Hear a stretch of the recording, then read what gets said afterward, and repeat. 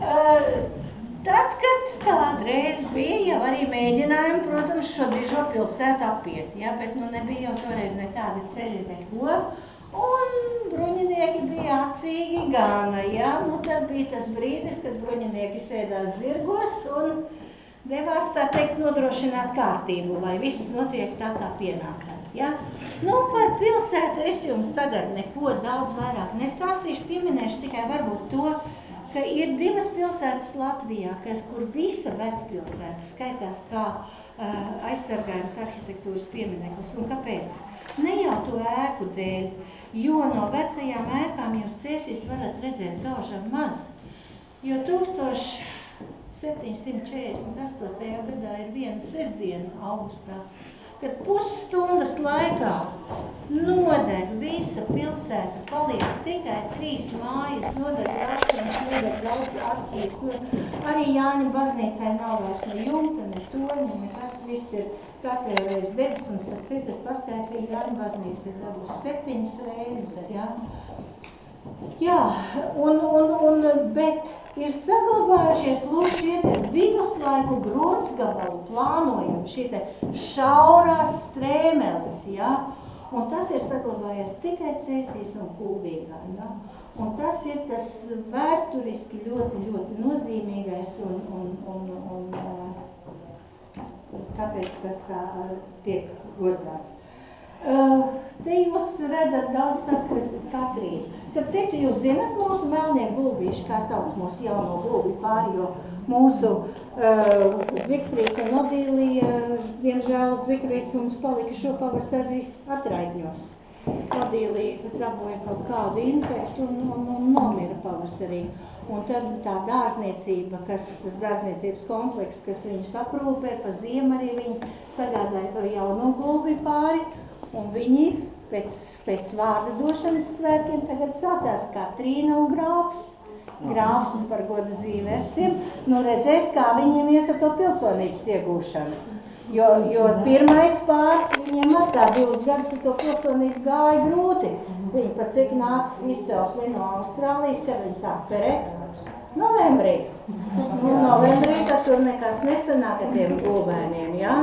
Tad viņi tā padomāja, un visus pārējos gadus, ko viņi dzīvoja, viņiem gulbīši šķīvās tieši 23. jūnijā. Kur vēl labāk pilsonības apliecinājumi, jā? Redzēs, kā šitā pārīmies. Sakiet, lūdzu, par Katrīnas skulptūru. Viņi ir kaut ko?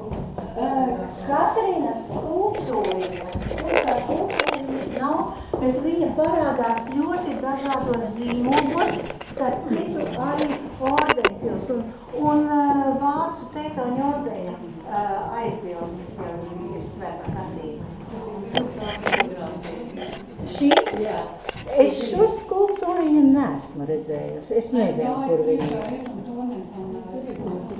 Ai, jā, es zinu. Viņa arī tagad bija vēl vasarā uz tā. Nav noņemta, jā, jo tā ir arī. Bet tur kodī bija, jā.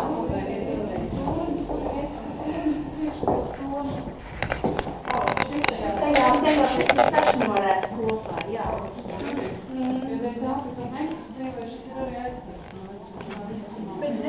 Bet ziniet, kur viņš bija vienu laiku ieliks, tur kāja pilī, tur jūs varbūt ievērojat, tur bija tāda nišiņa virs tiem ieejas vārdiem.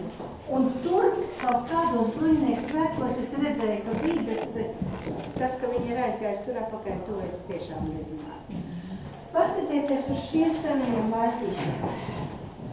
Un bez šīs te dendrākrologiskās izbeigas, jā, tie ir tādi vissenākie liecinieki, ka taisīja tagad mūsu svētko rožu lauku, kā viņš šautās, protams, viena roza nav, jā.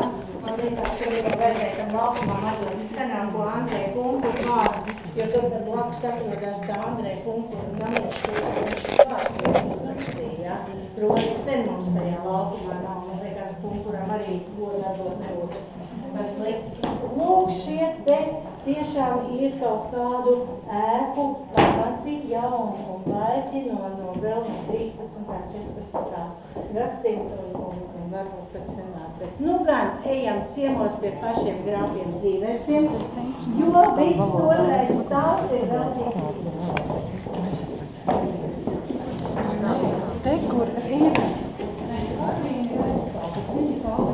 Es saprotu, viņu var redzēt. Jā, viņu var, viņi ielikt normāli Buļņinieku svētkos kādu kuru figūru.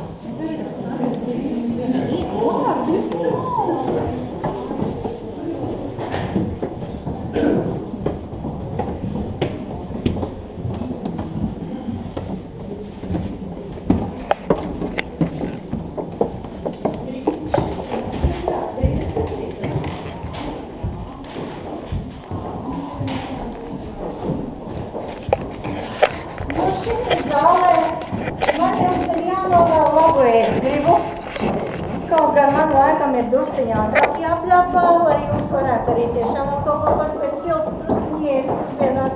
Karoga zāle. Bet šī ir bijusi grāfu Zīvers ēdamistaba. Bet kā jūs redzat, nu neko īstenībā tādu īpašu neredzat, jo otrajā stāvā mums ir gan vēsturiskā ekspozīcija, gan interjera ekspozīcija. Nu, no interjeriem jūs šeit redzat gaužām maz, jā. Jo šajā telpā restaurātori arī tiešām neatrada ne sienu, ne griestu krāsojumus, nedz arī grīdu oriģinālo, jā. Tas viss ir atjaunots. Un iedomājieties, ka jūs esat tagad stāvā, kurā līdz 49. gadam pēckara periodā atradās komunālie dzīvokļi. Šeit bija būrīši, skabūzīši. Un tad, kad muzejs šeit ienāca 49. gadā un starpkara periodā šeit ir bijušas visu laiku armijas. Sākot no 14. gada šai ēkai ir gājušas visas armijas caur, bet pirmās Latvijas laikā šeit atrodās 8. Daugavpils pulks, jā. Šeit ir viņu virsnieku nams, šeit ir viņu štābs, un tā ēka, starp citu arī tās baltās kāpnes augšā uz 3. stāvu ir viņu veidotas, jo grāfa Zīvers laikā kāpnes iet tikai līdz 2. stāvam, grāfa Zīvers 3. stāvu un Bēniņa stāvu neizmanto, izņemot tornī uzcelto biblioteku, kas ir augstāk virs tās zāles. Bet ekspozīcija šajā zālē mums ir veltīta mūsu Latvijas karogam, un mīļie, šis ir tas unikums, kad vēl nav Latvijas valsts, bet ir jau karogs, un tas ir oriģināls, ko ir veidojis pēc Jāņa Lapiņa skolotāja šeit pat Valmierā Metka, ir veidojis viņa pārreizējā skolniece un vēlāk kā dzīves biedra Marianna, un nodeva viņu mums viņa meita. Un tad viņš bija tik tiešām, nu tā vidus daļiņa vispār turējās